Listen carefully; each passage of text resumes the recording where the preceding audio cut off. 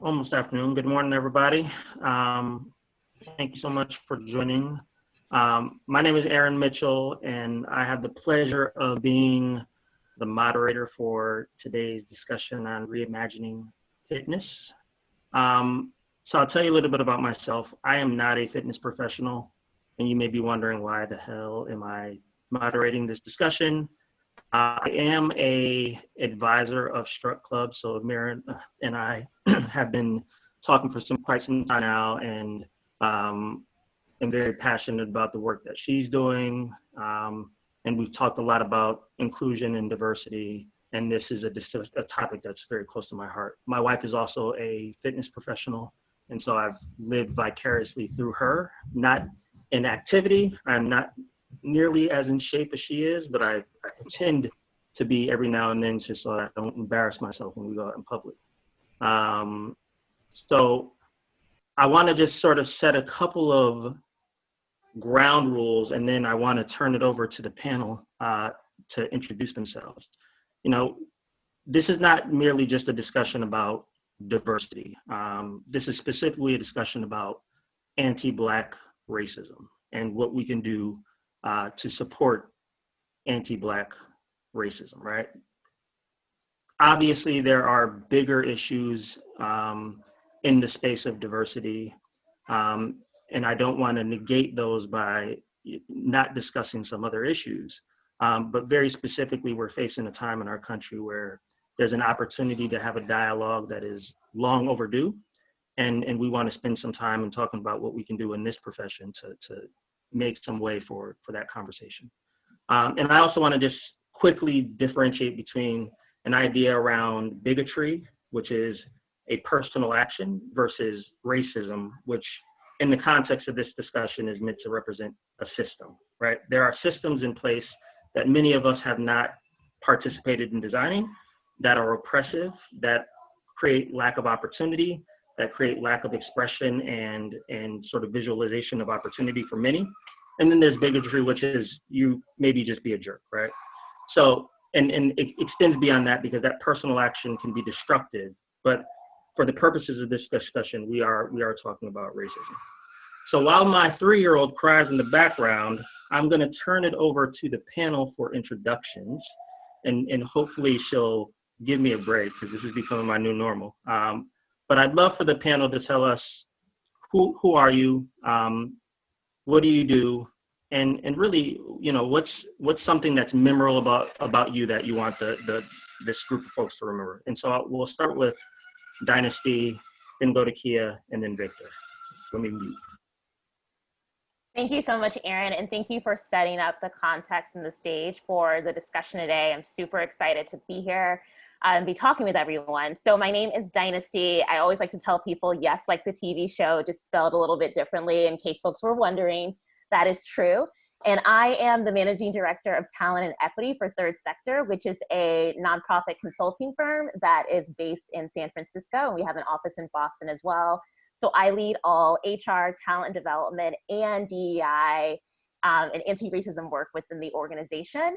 I also am a multi-passionate career person in that I have been a fitness instructor, a group fitness instructor, for a little over 4 years now. And so I have taught in a studio, I have taught private classes, and I also do a lot of branding and coaching for fitness instructors. So I keep my hands in a lot of different pots. Very good, Dynasti. It's nice to have you.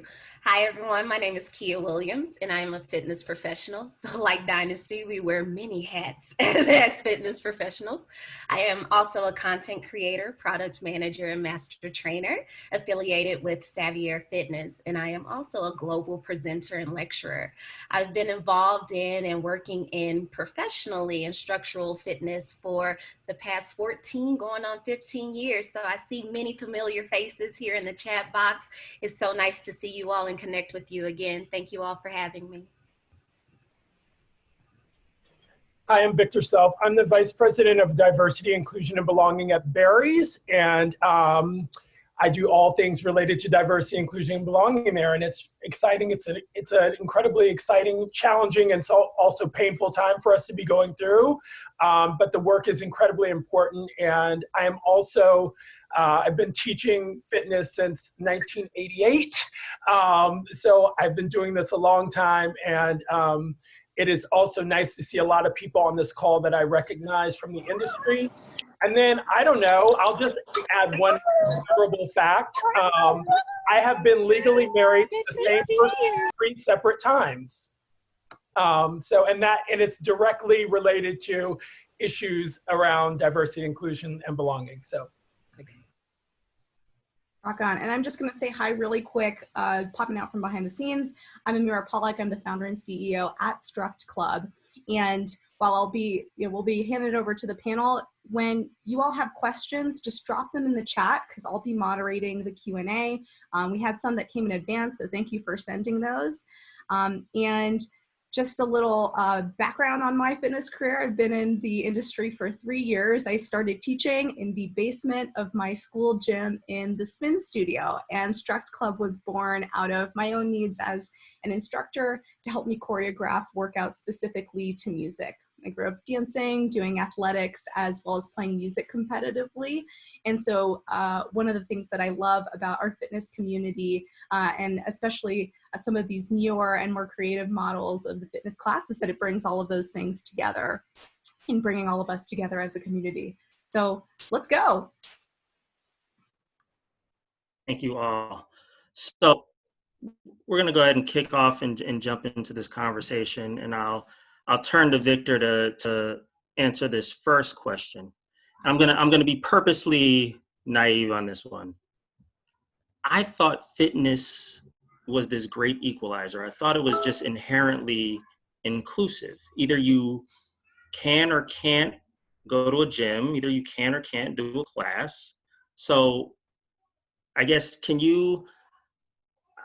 how can something so simple be a hotbed for these systemic issues that we're talking about in this country right now? I mean, you're right. It seems so simple, but it's actually a pretty complex answer. And I think it's based in the historical system around marketing of these activities, as well as opportunities that have been presented to people of color.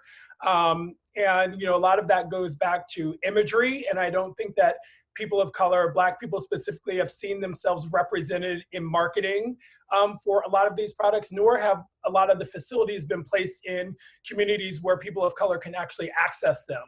And there's also the issue with fitness that it requires time, and in addition to access, and time is actually, a byproduct of privilege. And since most people of color are not sitting in a place where they have privilege, that creates another reason why I think you see the disconnect between what you might think you'd experience and what you actually experienced in the industry. I guess, Kia, Dynasti, any thoughts on that? Anything to add? Victor, I love what you said about the marketing and the imagery, because I think that's so important, that we as Black individuals and Black leaders in the fitness space do not see ourselves very often, as well as accessibility and time. I think another one is program design. So if you're really thinking about the programs, the classes that you're offering, as you design those programs and classes, who are you designing for?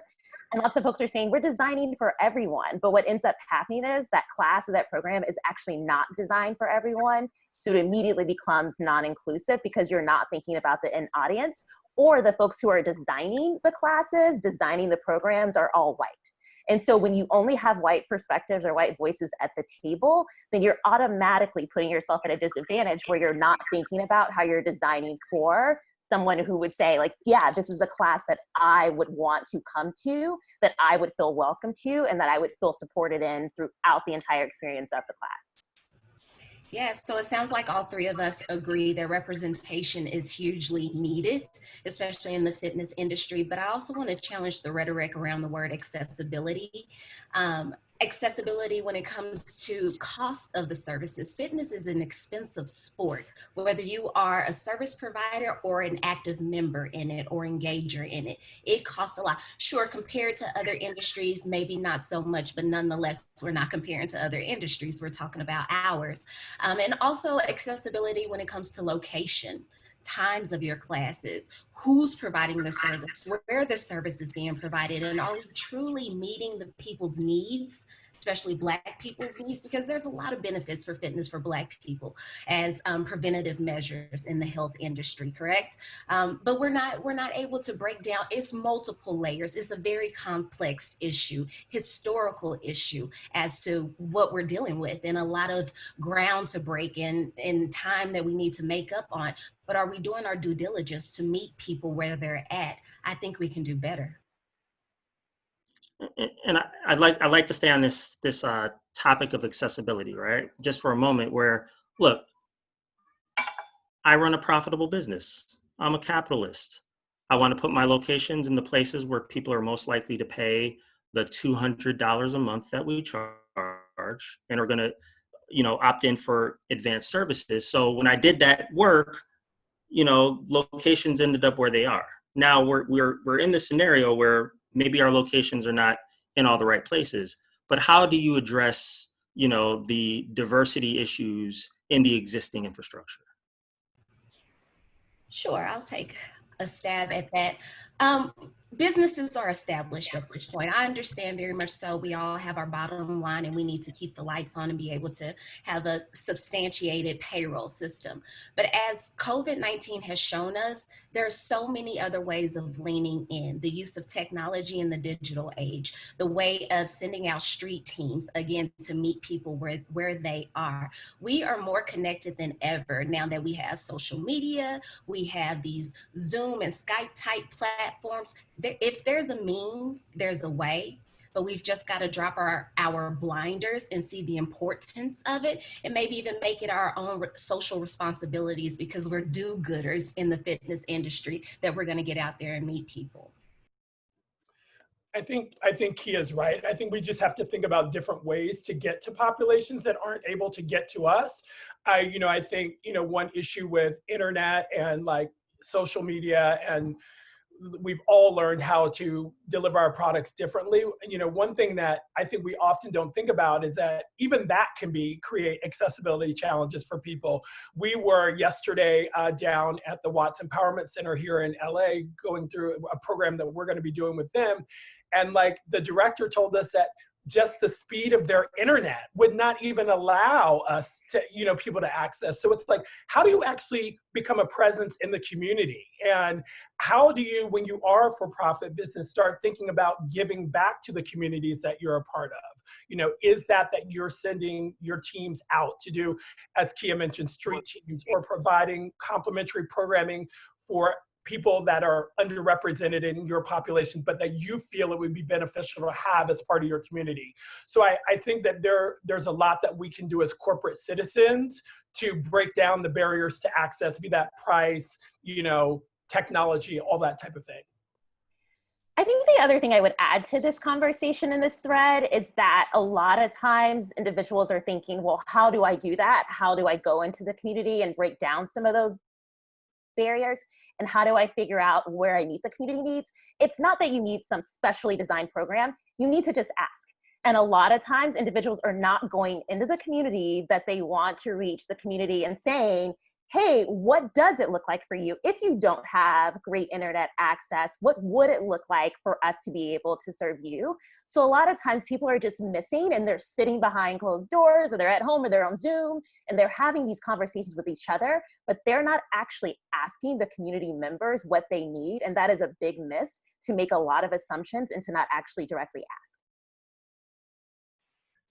And thank y'all, because I think this provides some good insight into like, okay, if I have to work within my existing constraints, what can I do a little bit differently? I would love to sort of flip it though, and maybe expose some of those more systemic issues. So I wonder if y'all can think about some of the common anti-Black policies or behaviors you've observed that you think are either addressable or at least creating some awareness around them at least allows us to have the dialogue as a larger profession. And I'll start with you, Dynasti, since you're unmuted. Yeah, I'll throw out two and then I will let the group add in here. So I think one is on instructor voice. So this happens a lot in studios where you're training an instructor and you're talking to them about how they are teaching, how they are projecting, how they are talking to their class. And you could be potentially taking away their voice when you say, don't say it like this, cue it in this way, or cue it in the way that I would cue it. So really thinking about when you're training your instructors to teach the class, how are you teaching them in a way that does not take away their voice and does not take away the essence of who they are, because that comes out a lot. I think the other thing I would say is really being clear that inclusion does not equal equity. So just because you have hired a Black instructor, just because they are on the team, just because you have made sure that they are teaching a class, if you are paying them less than the other instructors, if in terms of marketing, they are never marketed on your social media platform pages, if they are never included in any decision-making, if they are never asked, we're gonna change the program, and they're never included, then that is not equitable. I think a lot of folks are like, let's just be inclusive, and that's great, but I can give everyone space on a dance floor and a studio dance floor, but if everyone is not being treated equally, then we still have root cause problems that we have not addressed. Yeah, I think, thank you so much, Dynasti. I think so much of that is so important. And, you know, other things that I'm thinking about just in terms of like, for instance, with employees, like where's our funnel coming from? Like how are we actually sourcing our candidates? Who are we reaching out to? What job boards are we posting to? What colleges and universities are we reaching out to find candidates for internships or roles on our team? So I think you have to examine where your funnel, because if you're always fishing from the same pond, you're always going to get the same type of fish, and then hand in hand with the funnel is who's actually making hiring decisions, like who's on the team that's actually looking at these candidates and deciding where they fit in your organization. I think it's important that we be represented in those discussions as Black people, and that we are part of the strategy that the leadership teams make in terms of creating the culture that we want to foster for our businesses. The other thing is that, to Dynasti's point, I actually think the diversity piece is the easier piece. Like you can go out and hire a diverse group of people. The inclusiveness piece is the harder piece, because that is making sure that everyone, once they get there, feels a part of and supported by the community. And I think that is much more challenging for people.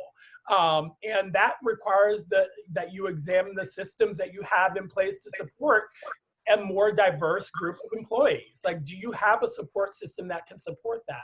And that's really when you get to those systemic issues that have to be addressed, or else you just have higher turnover rates. Your rates for capturing people get higher, you're losing people at a faster rate, and so the system starts to break down and people start to say it's not working, when in reality it's not working because you haven't addressed the systemic reasons that might be causing it not to work.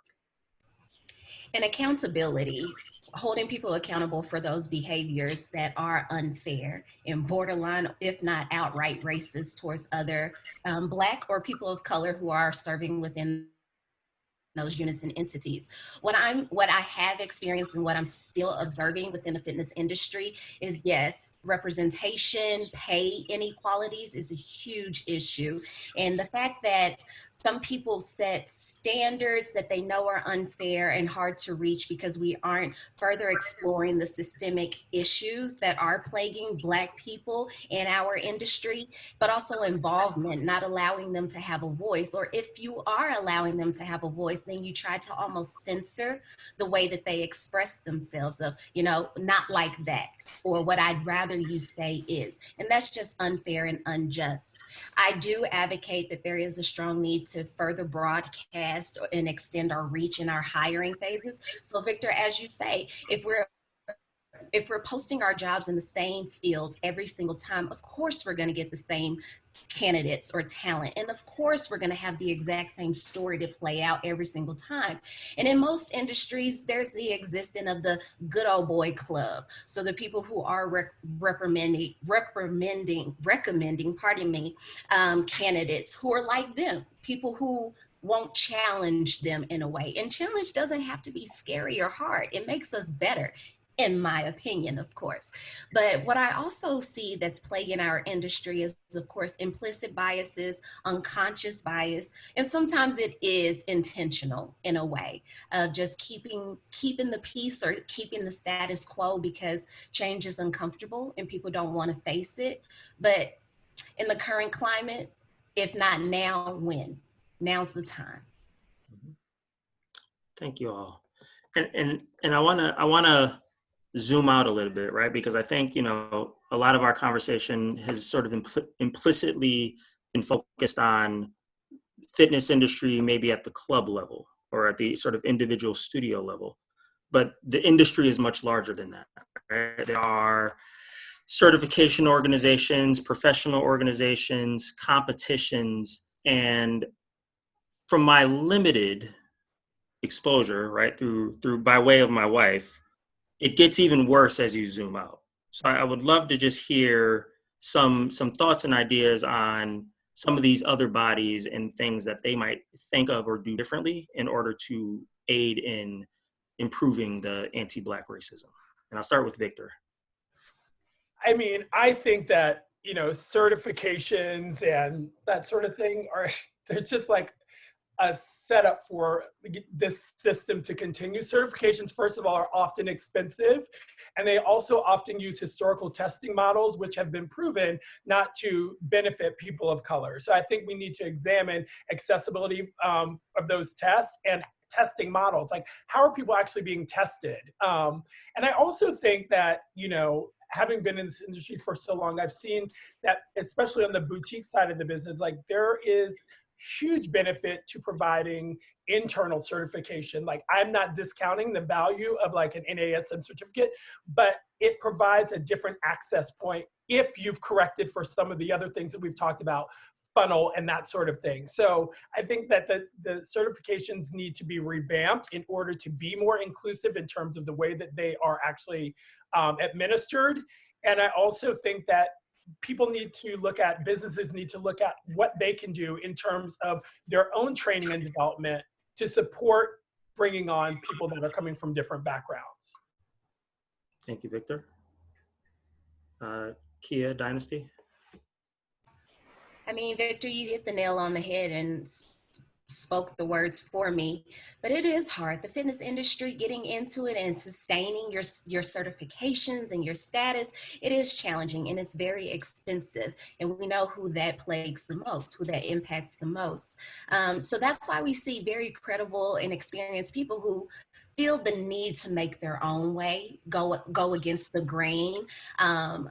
Because fitness is also judgmental. When we see people out here, especially in the Instagram age, doing their thing, making an impact, having thousands of followers, then you have the nitpickers. And these are usually the loudest voices on these corporate level teams who are saying judgmental things like, well, you don't have the proper certification or the training that's to our standards or what the standards we set that are most beneficial to people of our kind. And it's just unfair. Why can't we, within the fitness industry, continue to push the needle forward? That's what our industry is about, creating at least that's what the dream I was sold. It's about creating opportunity, making people well. And we know that the scope of wellness is very wide and broad. So why then try to then control or police the way that people engage, the way that people provide services? Yes, I think that there needs to be a standard for protection of people who are involved, but let's question, who gets to set those standards and why them and not the next person? Victor and Kia, I think you said it all. And Victor, thank you for saying, right out of the gate here that the certifications themselves need to be looked at, because I think the entire program needs to be looked at. And I think it's one more example of what we look at when we think about systematic racism.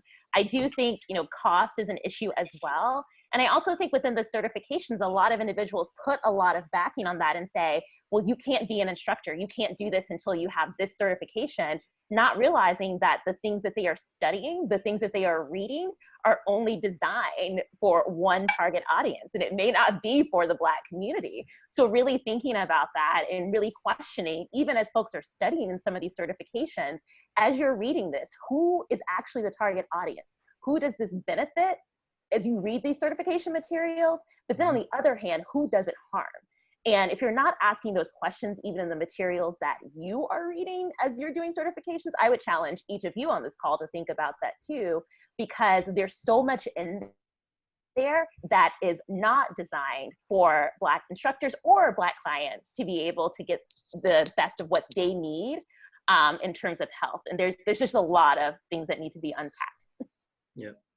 So Amira, there's a part 2 that is all about like just the baseline around health standards and body type, and you and I talked about that to some level of extent. So just let's put a placeholder on that second conversation, because I think we could go off on that one. But I want to sort of switch to a few more pointed questions and then save some time. I want to definitely save some time for Q&A, because it looks like the chat is starting to get started. But Victor, you recently started as VP of Diversity, Inclusion, and Belonging at Barry's. I guess for you, without going into detail about some of the specifics within Barry's, what are some of your top priorities? Wow, it's a big question. And so on every call that I have at work, I'm like, okay, I'm on day 24 today. And I've added another item. So, I would say that there are really sort of 5 top priorities that I have right now. The first one is listening, right? I do not think that you can create a successful strategy that solves for systemic issues without examining the causes to those issues. And you're going to hear those by talking to people. So I've been on a very intense listening tour over the last 3 weeks, listening. And what I'm doing is not listening for specifics, but listening for themes. Like, what are the themes that run true across this organization that we need to address, and what are the root causes to those themes? And if you listen very carefully, even though a specific incident might be, you could get stuck on that incident, it's usually representative of a larger theme that you will hear across the organization. And so I'm listening very carefully while I create a strategy. It's also been really important for us because we have employees that are on furlough, that I not make any grand decisions about what that strategy is going to look like until I've had the opportunity to talk to a representative segment of our employee population across all groups of employees, right? So listening is the first thing. The other thing is communicating and educating our team about sort of the pace of change. We're at a time where change is being demanded, and the pace at which that change is being demanded is often not aligned with the way that organizations are able to move. So one of the things that I'm always talking about is like, how long did it take for this system to be created? And then putting that in the context of how long it will take for us to change it, and coming up with what I call quick wins. Like, what are the things that we can do right now, not to Band-Aid, but to diminish some of the pain that people are feeling currently and have been feeling for a long time. So just educating people about pace of change and what a change process actually looks like and what their place is in that change process. One of the other, third big thing that I'm working on right now, will actually be starting our series in 3 weeks, is a series of ongoing, what I call them family learning opportunities. They are workshops designed around specific issues related to diversity, inclusion, and belonging that are designed to educate our team. I'm a big believer in giving people education and opportunity to change. I don't believe in necessarily holding people hostage to their past. I think that people have the opportunity to learn, and once they have the opportunity to learn, there's a different level of accountability that I have for them, right? So putting in place an educational calendar, we're starting with, you know, inclusive language. Like, what does that mean? What are microaggressions? What is unconscious and implicit bias? So providing a real foundational education for our team so that we can move forward in developing an inclusive culture at Barry's. I'm also a big believer in the concept of polarities. So teaching people about how it's possible for two seemingly opposing truths to exist at the same time. So looking at organizational decision making not as either or decision making, but both and decision making. And so just really looking at things like, for instance, at Barry's. Barry's is an amazing place to work, and we need to do X, Y, and Z things in order for it to be an even more inclusive environment for everyone on our team. So shifting our mindset from either or to both and. And I think also just, you know, to underscore, teaching people how to, in real time, hold people accountable for their actions, right? So, you know, I think we all know the example of training a dog that goes and uses the bathroom on the floor while you're gone, and then you come home 8 hours later and you're like yelling at the dog, and the dog's like, what did I do?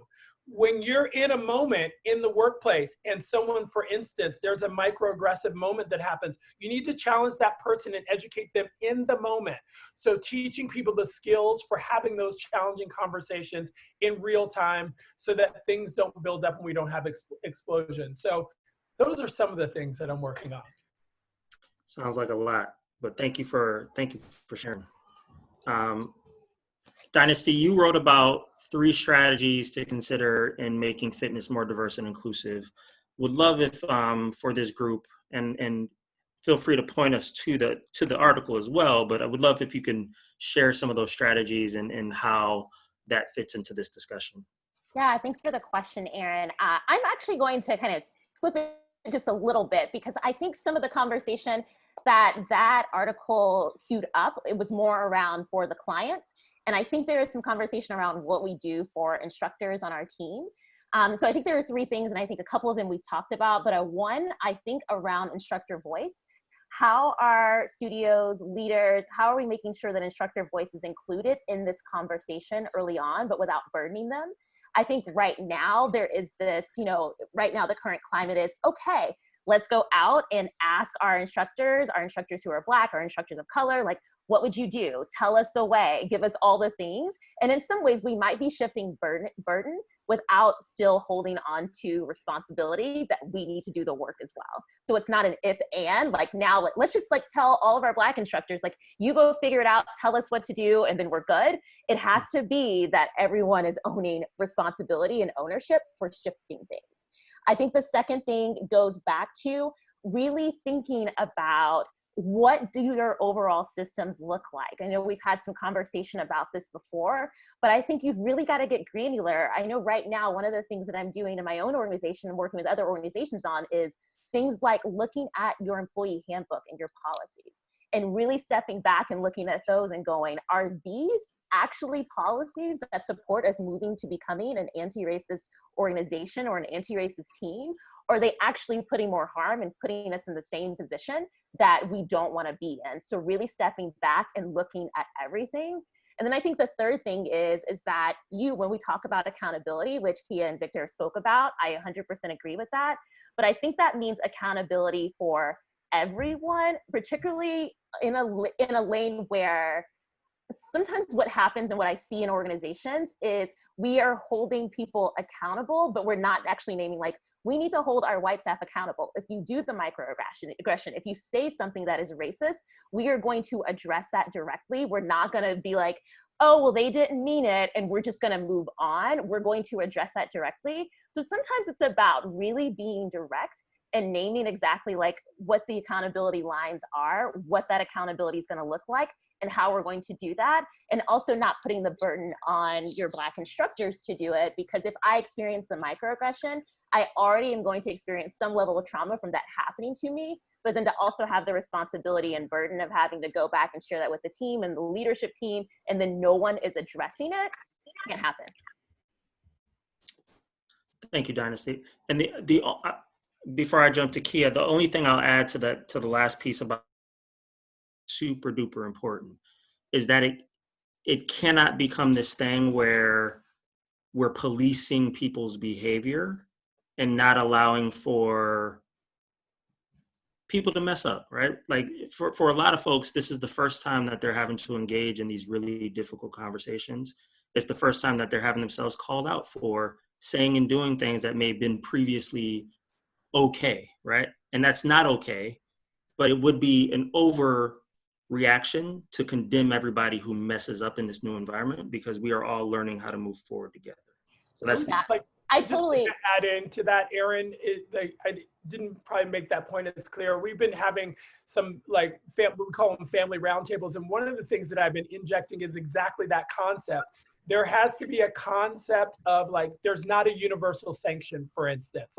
Not everyone that makes a mistake is going to be separated from the company. There are going to be people that make mistakes. We have to educate them on the mistakes. We're going to have feelings about the mistakes that they made. And guess what? You're going to have to show up and work next to them the next day as part of the learning process and moving the organization forward. And I think it's a critical piece. Yeah, I agree, Aaron and Victor, with both of you, that it's not immediately pushing someone out. I also want to make sure people are mindful of two things. Just because it's the first time you may be hearing it doesn't mean it's the first time that someone on your team has experienced it. So just keep that in mind when you're we're starting anew and we're not going to push anyone out, that someone may have been experiencing this trauma for 2 years, 3 years, and it's just now in a place where they're coming to a place where they can say something about it, but it's been going on for an expanded amount of time. So thinking about that. And the other thing is just being mindful in your accountability systems that no, it's not pushing people out of the door today, but it is starting to have a conversation about, but when? Because the other thing is we keep saying we're going to let people apologize, we're going to let people make the mistakes. But if someone is making the mistakes and we call them out and they're like, okay, I get it and I understand and I'm going to change.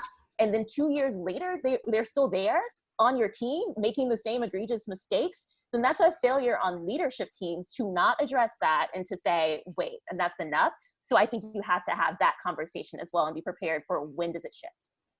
Absolutely. And thank you for that. Kia, in addition to the 30 hustles that you mentioned, you also ran programs at the university level, right? I guess how similar or different are these issues within environments that may or may not have had different set of controls for who can participate, right? Because I think, there's probably an assumption that university may operate differently because some of these things have been figured out, but would love your perspective. Sure. That's heavy. Working in higher education is certainly no cakewalk. Let's be clear about that. And I firmly believe that we've got to protect Black and Brown people at all costs in higher education. How education was introduced to the United States of America as we know it, we know that it was discriminative and segregated, very much so. And we're still making up for lost time and huge mistakes that have been made in the past. And I know for a fact that Black people of color are doing a lot of work to support students, to protect their rights, to protect their voices, and to create fair opportunities on campuses around our country in higher education. And it looks good on paper that we are seeing more and more institutions, especially predominantly white institutions, creating these positions that are specific or geared towards diversity, inclusion, equity on college campuses. But in higher education, they're not exempt from systematic and structural racism. And progress tends to be extremely sluggish or at a very slow speed on college campuses. in decisions and things that we do to try to impact change is still within the confines of those who benefit from structural racism and the marginalization of people of different groups. I feel that privilege and oppression are lockjawed, and people who benefit from the privileges are supporting the oppression of other people. So it's about time that you start speaking up and speaking out and being anti. The checking of boxes that college campuses do of, yeah, we've hired so many X amounts of minority groups, what's deemed as minority, or people, we have different people of color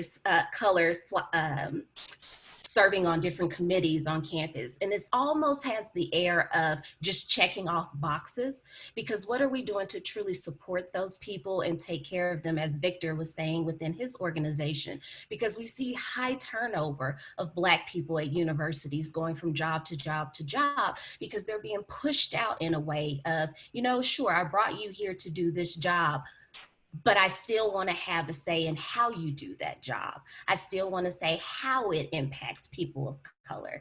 The marginalization in academia is huge and it's tough. The phenomenon is coined by psychology researcher Amado Padilla, who's at Stanford University. I believe he's still there. Cultural taxation. And that's the heavy reliance on voices and likeness and the placement of additional work on Black people. Dynasti, you were talking about this too within the areas that you serve.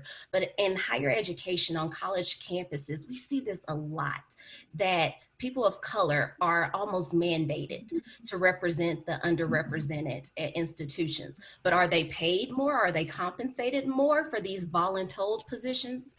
Absolutely not. And it just makes their jobs heavier, harder, the hours longer. These professionals are amongst large numbers of professionals who experience heavy emotional and racial trauma on a regular basis. And they are being policed on the way that they respond. And they have to censor themselves in meetings. They have to tiptoe around the way that they articulate something out of fear of hurting someone's feelings or offending someone, even though that's what they experience on a regular basis. It's unfair. It's unequitable treatment, and it's unfair expectations, but it's reality. And that's no different from other industries that we are observing as of yet right now. Career consequences as a result of cultural taxation is big. As I mentioned, just how heavy it is of adding additional work, but not providing additional support, whether that's in bodies who can help you with the work, whether that's in your supervisors stepping in to support and help you, or even monetary compensation. It's lacking tremendously. And then we have people who are experiencing being reprimanded for saying no, expressing their own right to speak, and say, no, I don't want to take on this additional work. They're almost bullied and gaslight, and there's retaliation as to why you won't represent, why you won't be the face and the voice to speak for an entire race or nation. And it will show in their annual evaluation. So it's uncomfortable. And this is not just specific to higher education, but showing that there is relations to that industry and others. There's no exemption from it. There's a lot of work to be done. Thank you so much, Kia. And I feel like we could probably spend an entire hour just unpacking that. In fact, we could probably spend an hour, each of y'all could keynote speak a TED Talk on different aspects of this, and I think it would still not be enough of a discussion around how to really attack these systems. But I do want to shift over to taking some questions just to make sure that we are addressing some of what's on people's hearts and minds. So I'll turn it over to Amira, who's going to moderate our Q&A. Thanks, Aaron. And I did want to, in jumping into support questions, enable Aaron to answer some of those questions and share his voice and insight with us, because he has an incredible amount of expertise on this conversation too. First question, which is a quick win. Will this be recorded? Yes. Done. For Aaron, and the rest of the panelists actually brought up this word, accountability. And there's some ways in which Dynasti has already answered to Victor and Kia as well on calling out certain behaviors while bearing in mind, making sure that people aren't punished and are given the space to learn. Do you have any other points on accountability? This person said, how do I keep my team accountable? I'm often a token instructor at the studio. I know my owners care in their hearts, wonderful people, but what do solid commitments and real accountability look like? So I'll try to simplify my response on this. And I actually test drove this morning with somebody on my team. So I'm reasonably comfortable with this response. So everything that we do as humans requires us to utilize our imaginations, right? Like every innovation, every piece of equipment, every shirt, every little thing, even money is imaginary. And we believe in our imagination so much that we've created entire societies based on our imagination. So when somebody is like, how do I hold somebody accountable? The way I hold somebody accountable is I make them imagine what this thing should look like, what this world should look like, what this team should look like, right? Because if I tell you what my version of inclusion looks like, you may not be able to achieve that. But if you tell me what you think it is, I may be able to help guide you on the fringes of what is and what is not like good enough. But then you own what you can do because you thought about it, right? And just like if I can imagine that I want a burger, I'm going to go through the lengths it takes to either make that burger, drive over to Five Guys, which is right down the street, and enjoy my burger. Or maybe I shouldn't be having a burger because I'm on a fitness call with fitness professionals. I don't know. But either way, I can imagine it. Everybody has that capability. My 7-year-old could imagine a better world. So every person who's like, I just don't know what to do, I think that's lazy. You can sit down, you can write it out. What you don't know, you can fill in the blanks with research, because once you have an idea about something, you'll figure out what you need to read to fill in the blanks, and then you execute. And then I can say, hey, that thing you imagined, how far along are you? How can I help? But it's no longer my job to make your vision. I can help you execute that vision. And that's how I am holding my team accountable. That's how I'm holding my peers accountable. It's how I'm holding my children accountable, because they love using their imagination. So I'm hoping that folks can operationalize that into their own sort of walk. And with accountability, holding employees accountable, what's very important to us as supervisors and leaders is that we're consistent and that we're treating everyone equally and fairly. So if the ramifications for action A is B, it has to be the same for every employee. And because that's where we get in trouble. That's where we run into issues of, are you truly holding us all to the same standards, or is it just to fit certain people and support other people? So I agree with you wholeheartedly, Erin. I will just add that something that we have done as an organization is we've created better off measures. And these measures are measures that say, and we did this collectively as a team, but they say, okay, how are we better off if we take these actions, in what ways are we better off?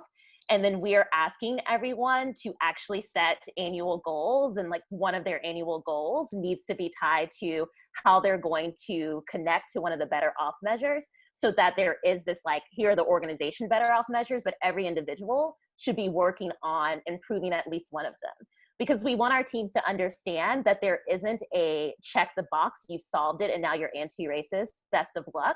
There is work that happens every single day on this.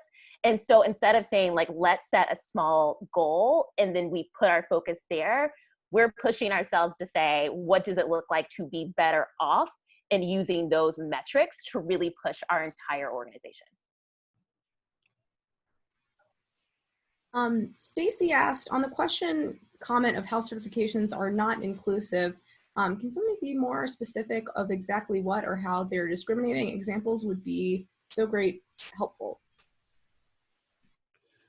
I mean, for the sake of time, I would just say it's pretty simple. If you look at even what colleges and universities are doing in terms of how they use SAT, ACT scores or not using them, there is, history of those types of tests and those types of testing models being unfair to people from different backgrounds.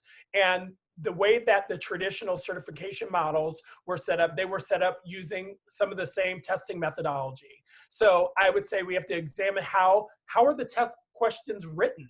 I mean, the test questions are written by people that have their own types of biases at play. So therefore, they're writing them in a way that allow those biases to be like passed through. So we have to think about that. And I think one thing is that things should be practical, things should be lower costs. I mentioned that organizations should have their own in-house certifications in there. And as I mentioned, if they're correcting their funnel, they're going to be able to provide those certifications to a more diverse group of people that are coming into the organization. So it's a pretty easy yet complex change that needs to occur.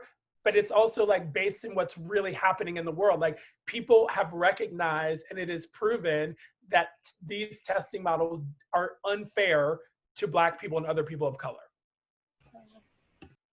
I will just add quickly that about a year ago, a national certification body published an article that talked about BMI and how it's calculated. But the article basically then went into a series of antidotes about why Black women have unhealthy BMIs, and what does that mean for them, and how should we treat them or convince them that they need to really look at the BMI instead of like forcing themselves to look at the BMI and whether or not that was created in a racist way, and does it actually like celebrate Black bodies or not. So it was definitely just a direct sort of like attack on Black women.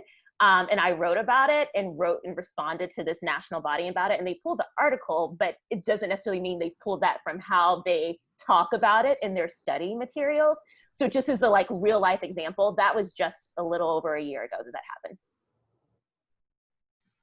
That's really insightful. Thank you for sharing and illuminating that. And we have, so Olivia asked, what are some of those themes that you're finding in some of these listening conversations as you're going around and as folks are starting to become more inclusive and actually involve and ask the community, like Dynasti and Victor talked about? What are themes that you're seeing? Is that for me? Yeah. So, I mean, some of them we've mentioned, but representation. So representation in our employee population, representation in our customer population. So thematically, there is a desire and a need to understand why we are where we are and how we're going to get from where we are to the place that we want to be. Like, it's not just about saying that we want a more, inclusive community. We have to do the work to get that. So that was one thing.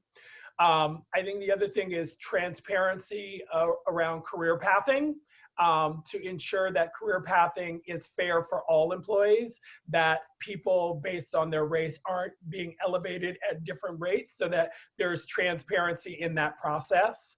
And then also, there was a real theme to have more leadership voices from people of color.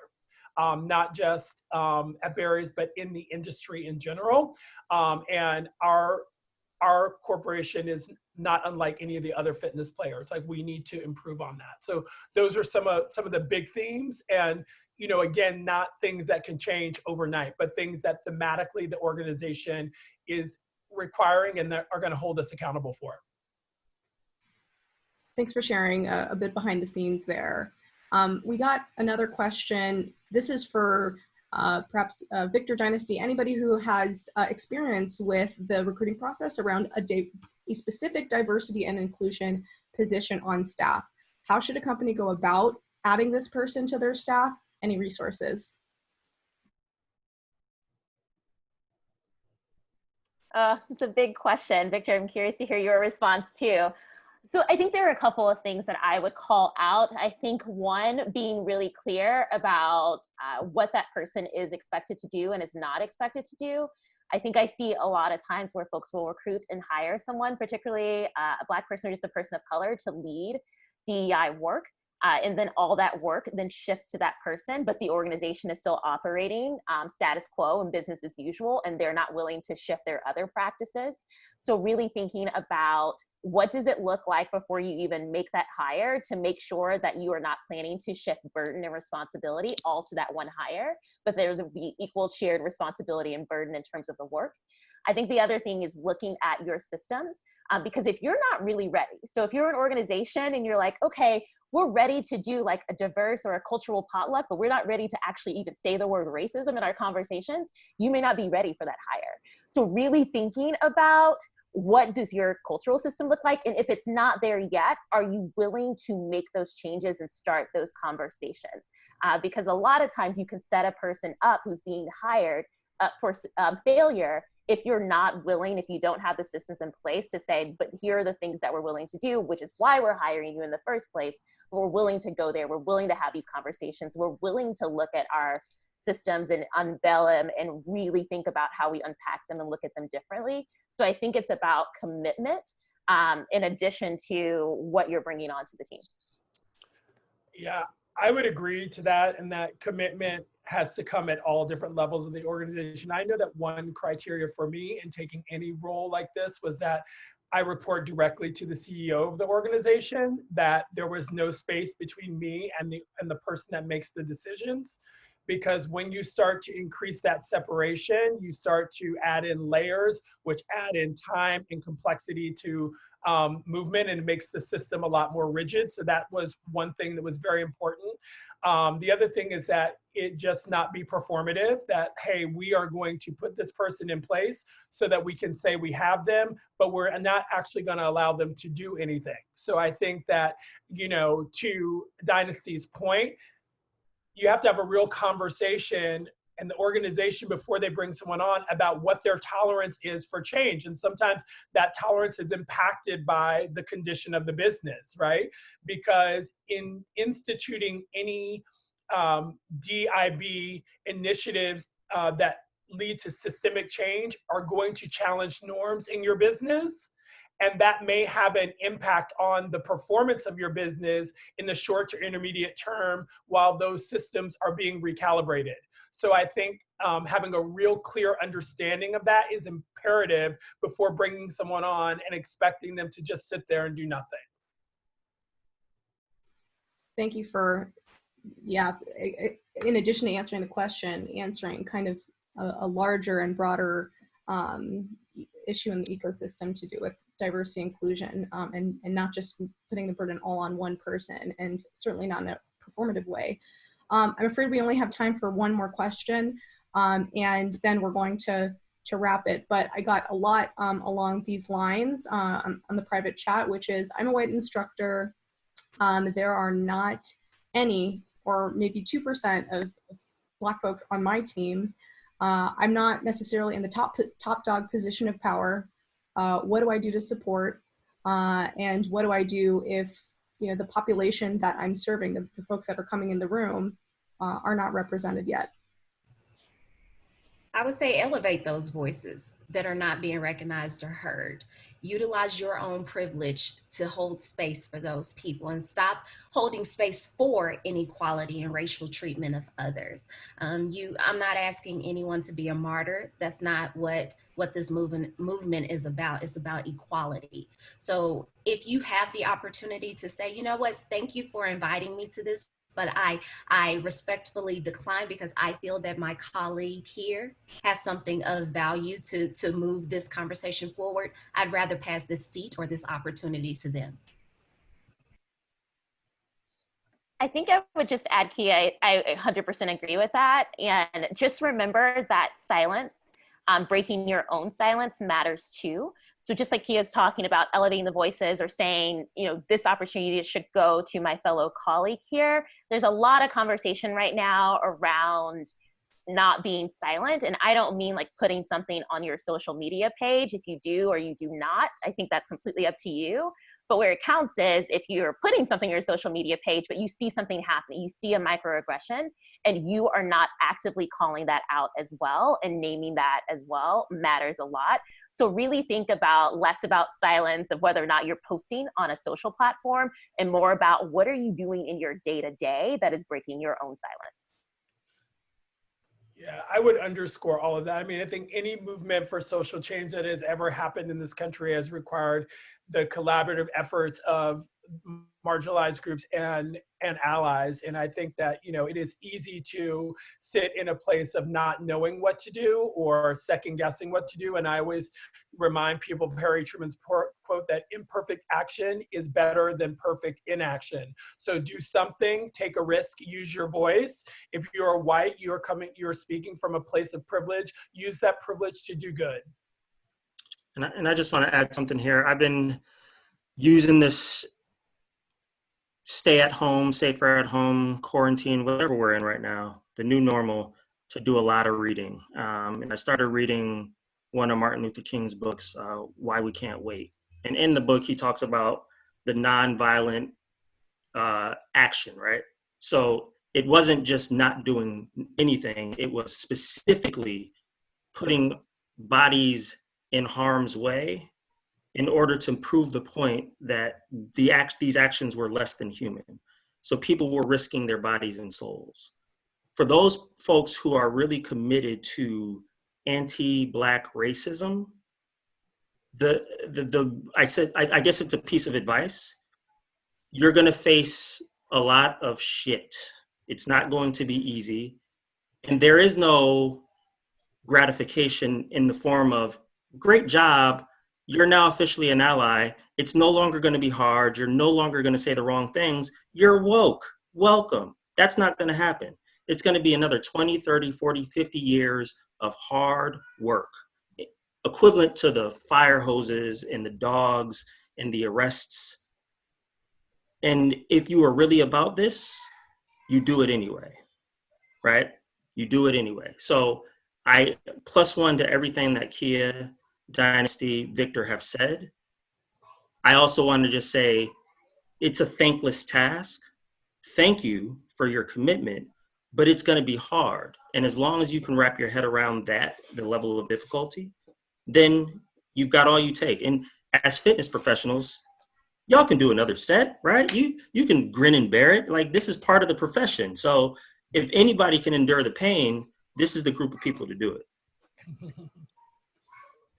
And I think that that is such a beautiful and strong note to close on. But if there, for Kia, Victor, Dynasti, Aaron, if there are any additional closing thoughts that you wanted to share, maybe like one line, like one big takeaway. And I know this conversation cannot be reduced to that, obviously, but it is 12:32 and we have still 70 people who are hanging out, because I suspect that they might want to hear a little bit more from you on that. So I will just say quickly, please do not forget equity in the conversation. Talking about diversity, we're talking about inclusion, but please do not forget equity. Because again, you can include everyone, you can make it a diverse team, but if we're not on the same equal playing field, then we're missing a huge piece of this entire conversation.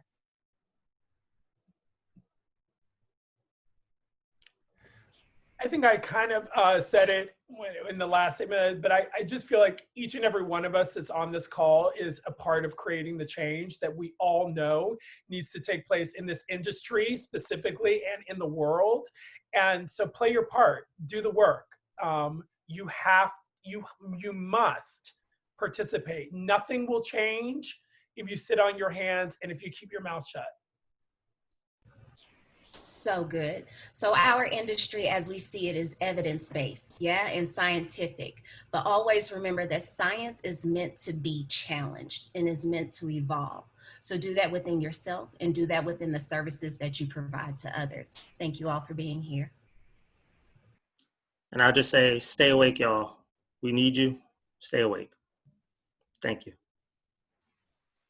Thanks, everybody. Thanks to Aaron. Thank you, Dynasti, Victor, Kia again. And thanks to everybody who jumped on to engage in this conversation. It's only the beginning. And again, we'll post this and share it around. Take care, everybody.